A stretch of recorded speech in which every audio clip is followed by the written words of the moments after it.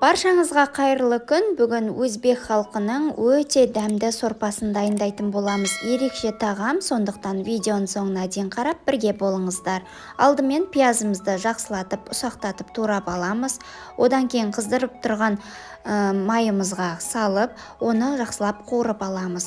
Одан кейін сәбізімізді ірілетіп тураймыз. Бұл сорпада міндетті түрде ірі қылып турауымыз қажет. Өте әдемі де көрінеді, және де сорпада барлық көкөністеріміз ірі қылып туралынады. Өте дәмді болып шығатын және де жеңіл жасалатын, маған қатты ұнайтын тағамның түрі. Пиязымызды шамалы қуырып алғаннан кейін үстіне морковьті салып, оны да жақсылатып қуырып аламыз, араластыра отыра. Және де қалған көкөністерімізді турай беретін боламыз. Картопымызды да дәл солай ірілетіп тураймыз. Өзіңіздің ыңғайыңызға қарай ірілетіп турап шығамыз. Оны да салып бірден оның үстіне қажет мөлшердегі специямызды, тұзымызды салып жақсылап барлығын араластырып қуырып алатын боламыз. Достар, егер де менің рецепттерім ұнап жатса, лайк басып, комментарийға рецепттеріңізбен бөлісіп, пікірлеріңізді қалдырып жазсаңыздар болады. Және де менің каналымды қолдап, қазақ тілді каналды қолдап, тіркеліп қоюды ұмытпаңыздар, достар. Картопымызды барлығын осылай қуырып алып, одан кейін үстіне тұзымызды, жақсы көретін специяларыңызды салсаңыздар болады. Бірақ міндетті түрде паприканы және де хмели сунели специясын міндетті түрде қосуымыз қажет, және де басқа да өзіңізге ұнайтын специяларыңызды қоссаңыздар болады.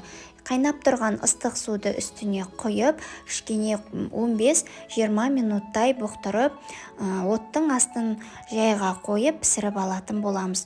Тұзын татымына қарай салыңыздар. Одан кейін тәтті бұрышымыз тез пісетіндіктен оны соңынан қосатын боламыз. Енді тәтті бұрышымызды да ірілетіп турап, оны да үстіне қосатын боламыз. Және де осыдан кейін 15 минуттай бұқтыратын боламыз. Ал енді тағамымыздың ең ерекше жерін жасауға келдік. Ол үшін бізге жұмыртқа қажет болады. Кәдімгі қарапайым жұмыртқа, немесе осындай перепелиный кішкентай жұмыртқаны пайдалансаңыз болады. Мен осы жолы осы жұмыртқаны пайдаланғанды жөн көрдім. Ашып дайындап алып, одан кейін бізге фарш қажет болады. Кішкене 500 граммдай фаршқа қажет мөлшердегі тұзымызды салып, және де жақсы көретін специяңызды, одан кейін панировочный сухарийіңізді міндетті түрде қосыңыздар. Одан кейін бір жұмыртқаны қосуда ұмытып кетпеңіздер, міндетті түрде. Мен осы видеода көрсетуге ұмытып кетіппін. Және өзіңіздің қалауыңызша жуаны блендердан өткізіп салсаңыздар да болады.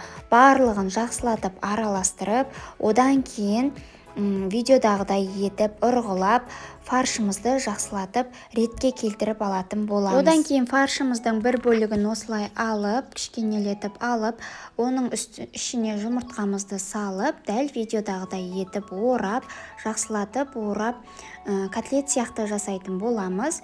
Және де өте ерекше болып пісетін болады. Барлығын шетінен осылай дайындап алатын боламыз. Ал енді картопымыздың үстіне жаңағы дайындаған котлеттерімізді салып, бір қайнатып алып, одан кейін араластырып, котлеттерімізді сорпасына батырамыз.